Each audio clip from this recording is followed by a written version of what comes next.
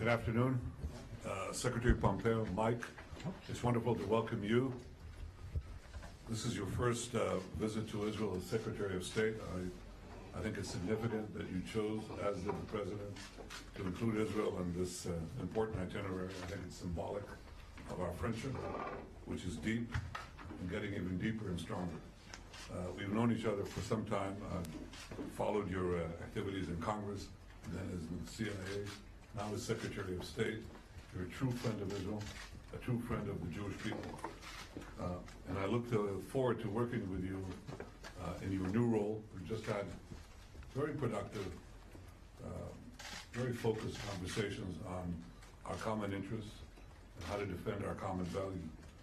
I want to thank again President Trump for his historic decision on recognizing Jerusalem as Israel's capital. We look forward to welcoming the American delegation to celebrate the relocation of the embassy with you, Ambassador Friedman. I must tell you that the bold decision by President Trump has prompted other countries, quite a few now, who are planning to move their embassy to Jerusalem as well. It says something about American leadership and about the forthright way in which simple truths are being put forward and the effect this has on the international scene. Mr. Secretary, I think the greatest threat to the world and to our two countries, and to all countries, is the marriage of militant Islam with nuclear weapons, and specifically the attempt of Iran to acquire nuclear weapons. We've had a very productive talk today on this subject as well. I appreciate the President's leadership and your position on stopping Iran from ever acquiring nuclear weapons. I appreciate the President's and your position on stopping Iran's aggression in the region. That aggression has grown manyfold since the signing of the Iranian deal. If people thought that Iran's aggression would be moderated as a result of signing the deal, the opposite has happened. And Iran is trying to gobble up one country after the other. Iran must be stopped. Its quest for nuclear bombs must be stopped. Its aggression must be stopped. And we're committed to stopping it together.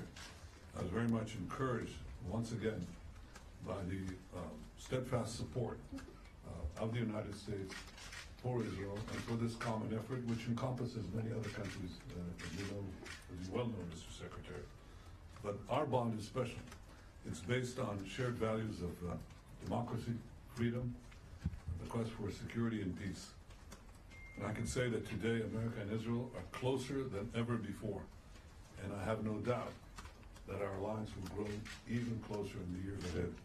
So I want to welcome you back to Israel, Mr. Secretary. It's a pleasure to see you, and I wish you the best of luck in your important mission. Thank you. Well, good afternoon.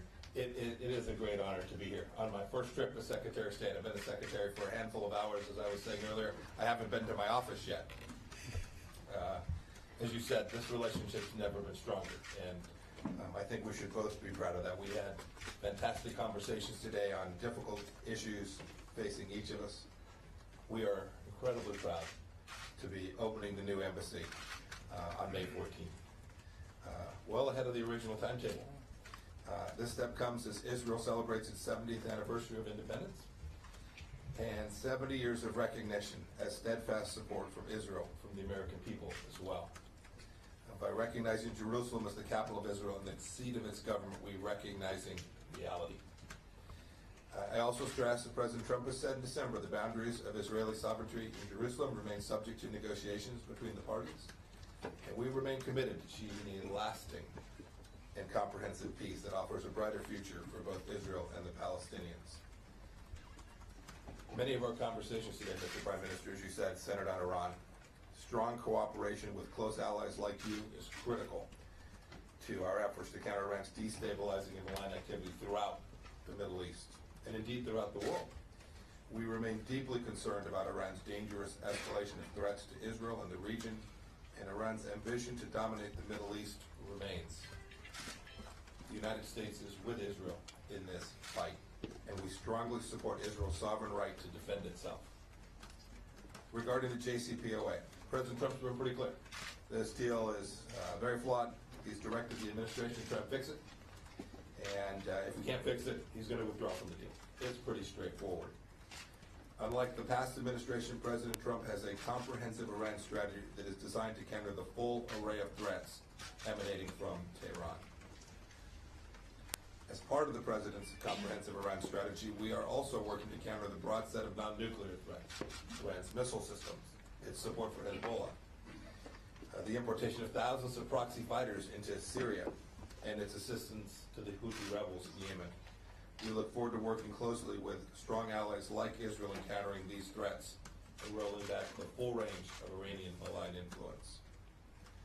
Regarding Syria, where the barbaric Assad regime is propped up by Iran, the United States' top priorities are to defeat ISIS, de-escalate violence, deter the use of chemical weapons, and ensure the safe delivery of humanitarian aid, and support an ultimate political resolution to the conflict. Our strategy to do that remains unchanged.